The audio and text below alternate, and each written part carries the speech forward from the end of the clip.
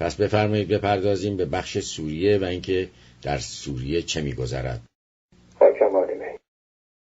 قبل از اینکه وارد بحث اصلی سوریه بشم، الان مدت هاست، نه البته 22 ماه گذشته بالا پایین بوده، ولی در این چند وقت اخیر مسئله هر روز رسانه های غربی به ویژه آمریکاست. وجدان انسانی به شدت جریحه داره از جنایاتی که رژیم اسد مرتکب میشه، همه به شدت ناراحتن و اینکه همه به این فکرن که چه میشه کرد که رنج سوری ها از بین بره، اونجا به آرامش گرایش پیدا بکنه و از این قبیل. بله.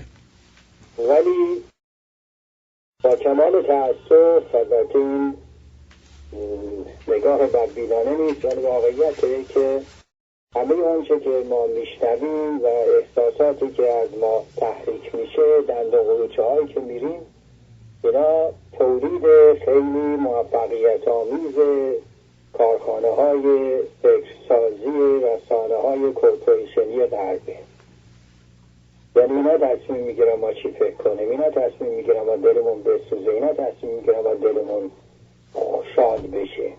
برای که مثال روشن بشه همین رو میگم. البته اونهایی که در پاری از کشورهایی که از این محدوده نفوذ این رسانه ها بدورن شاید در اونها مطرح نباشه، ولی در همین یکی دو هفته اخیر دیدیم که سر این مسئله که همسر نوه ملکه انگلیس حامله شده چه قشقرقی راه انداخته. دیگه این شد مسئله روز همه میلیون ها انسان که اون حالا دردش چی شد، بیمارستان چه اتفاقی افتاده، حتی مرسی که اشتباه کرده بود خودشو کشت. همه رفتن دنبال کانال ها ببینن، روی جلد اول مجله ها عکس این زن شوهر چاپ شد، درباره جزئیات توضیح دادن و ناگهان میلیون ها انسان فکر کردن که واقعا این مسئله بسیار مهمیه و باید بپردازن. البته برای من ایرانی خاطره‌ای نه، البته این نبرد بی تقصیر کاری ندارم، ولی اون خانم ملکه انگلیس خب برای من ایرانی یه تصویری داره، برای یهودی ها و بخشی از آلمانی ها و اروپایی ها تصویر دیگری داره. یاد حمایت هاش از هیتلر و نازی ها تو ذهن اونها هست. برای من کودتای 28 مرداد هست و از این قبیل مسائل. و البته کارنامه‌اش خیلی تاریک‌تر از این هاست که من یک دو جمله تعریف بکنم. ولی بعد از همین حرفا کسی که در رأس اون دستگاه اون کشور نشسته، ولی اینکه آیا واقعا این زن جوان حامله شده یا نشده، درد داره یا نداره، چگونه میتونه تو این دنیای بلازده مصیبت زده‌ای که همون قاره اروپا در اضطراب شدید بحران اقتصادی میتونه مسئله روز باشه. در همین چارچوب هست که یه دفعه میبینیم که سوریه برای بخش بزرگی از جهانی که زیر پوشش این رسانه ها هستن به شدت اهمیت درجه یک پیدا میکنه. بله. میتونیم الان از خودمون سوال بکنیم بعد از اینکه هر روز گزارش کردن که در بنغازی تریپولی چه اتفاقی میفته، در مصرات چه میگذره، بعدم قذافی چگونه کشته شد، الان از خودمون بپرسیم چند وقته که ما یه خبر راجع به لیبی شنیدیم. بله. به نظر میاد هیچی. انگار که اون کشور یا از صفحه جغرافیا پاک شده یا اینکه مثل سوئیس در نهایت آزادی و رفاه دارن زندگی آرامش و هیچ مشتری هم نداره که ما به اونا توجه بکنیم. همچنان که نیازی نمیبینیم که بفهمیم که سوئیسی ها یا نروژی ها در چه حالی هست. ولی واقعیت این است که نه، الان اونجا در منطقه منافع این رسانه ها نیست، ولی این طرف در سوریه این مسئله به شدت الان مطرحه و من شما در دقیقاً تومه های پروژه‌ای که به قول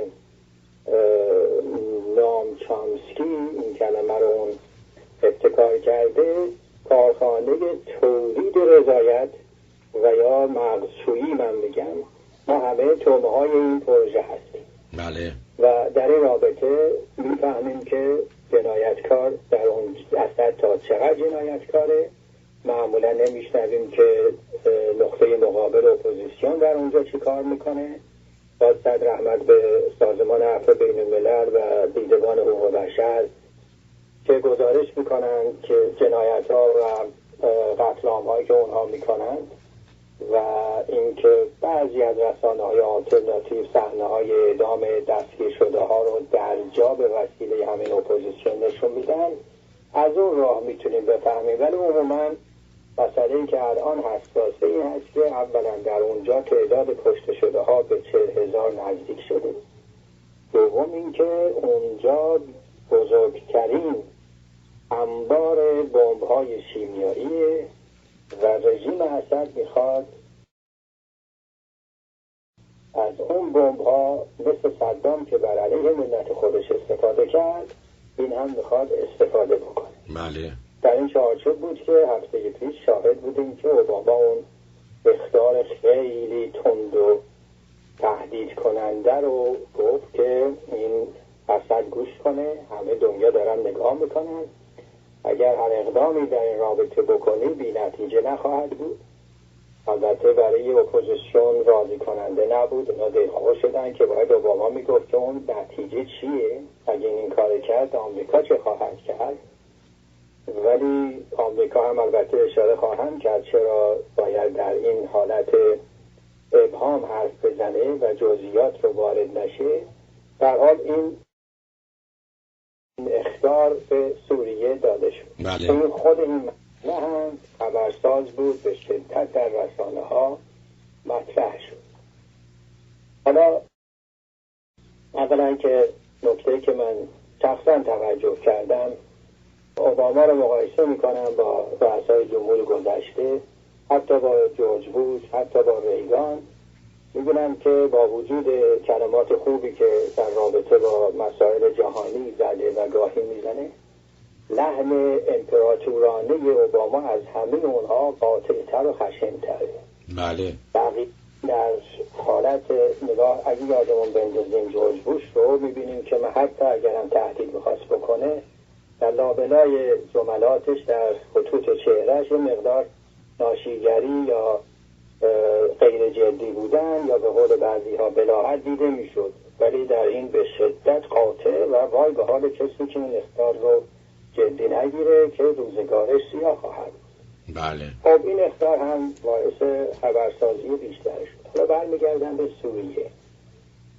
همین حرفایی که زدم، این انتقادی که کردم، مبادا به ذهن کسی متبادر بکنه که من جنایاتی که رژیم اسد مرتکب شده و داره میشه رو دست کم میگیرم. قطعا.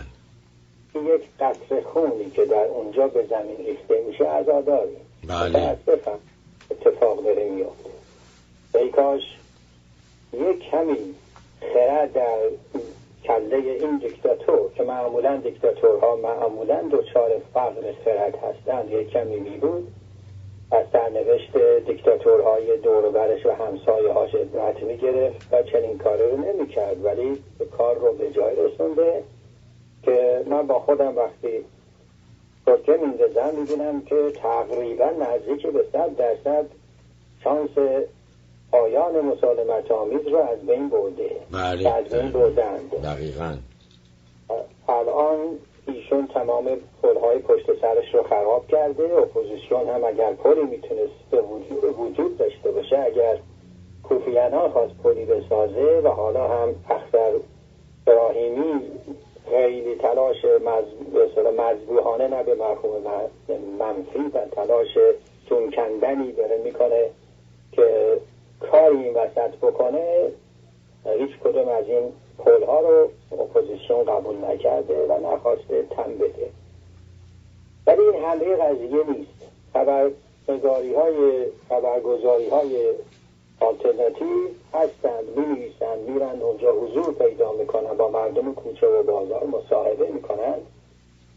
چند تا از اینها رو که میخوندم، یکی از شهروندان در دمشق میگه که ما بین سکوش سندان گیر کردیم. بله. خب ما دلمون میخواست که با صلح و صفا مشکل ما حل بشه، ولی الان هر دو طرف دارن میکشن، زندگی ها ویران میشه، خانواده ها از هم پاشیده میشه، خونهای بیشتری به زمین ریخته میشه. تازه این بعد هیچ امیدی به ما نمیده که ما فردا یک نظام قابل قبول و دموکراتیک در کشورمون داشته باشیم. مخصوصا من به این انگوش میذارم. ببینید الان ما با وجود اینکه وبای این حاکمیت جنایت پیشه الان ایران رو گرفته، با همین حرفا فاصله بسیار زیادی با این داریم که هزارها نفر از فرض خود ماها، هزارها نفر از ما تو صفحه گرفتن یه وعده غذا ایستاده باشیم. هزارها نفر باید بچه‌های مدرسه برومون رو اگر کشته نشدن دستشون رو بگیریم، با بیشترین بهای ممکن خونه و زندگی رو بفروشیم که یه وانتی چیز پیدا کنیم که ما رو از اون منطقه‌ای که هستیم ببره به یه جایی که فکر میکنیم امنه، یا در اردن یا در ترکیه، در جاهای دیگه. و تمام زندگی هایی که داشتیم، عشق و علاقه به اونها داشتیم، جون کنده بودیم، اونها ساخته بودیم، همه رو جلوی چشممون ببینیم که ویران شده. خب حالا میتونیم فکر کنیم که میتونست به جز این باشه. مسئله که الان در اونجا هست این است که با این اخطاری که اشاره کردم اینه که اولا همه تقریبا کسی نیست که به جز این بگه، همه پیش بینی میکنن که اگر اتفاقی در تغییر قدرت در اونجا به وجود بیاد، قربانی اول روی کار آمدن این میلیشیایی که الان میجنگه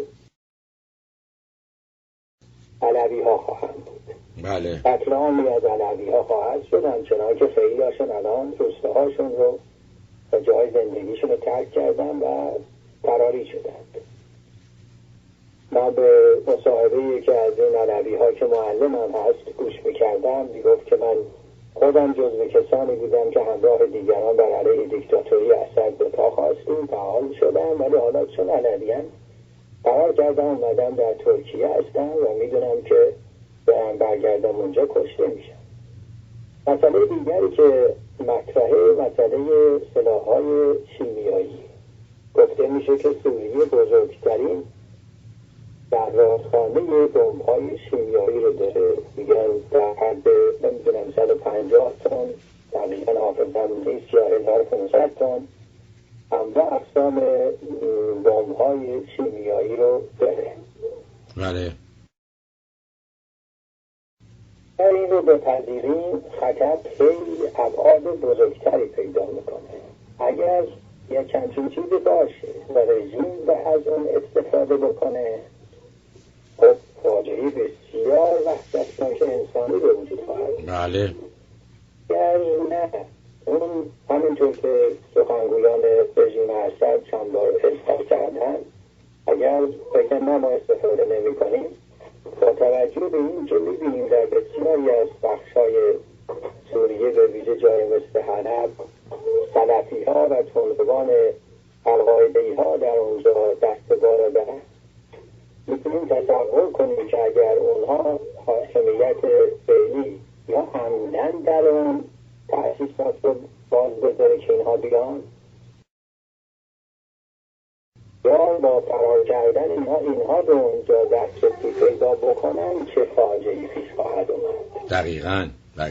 القاعده‌ای‌ها رو تجربه کارشون رو تمامیش ببینیم، ببینیم که ما قدرت این جسارت رو، این باور رو دارن که اتوبوس بچه‌های مدرسه رو منفجر کنن.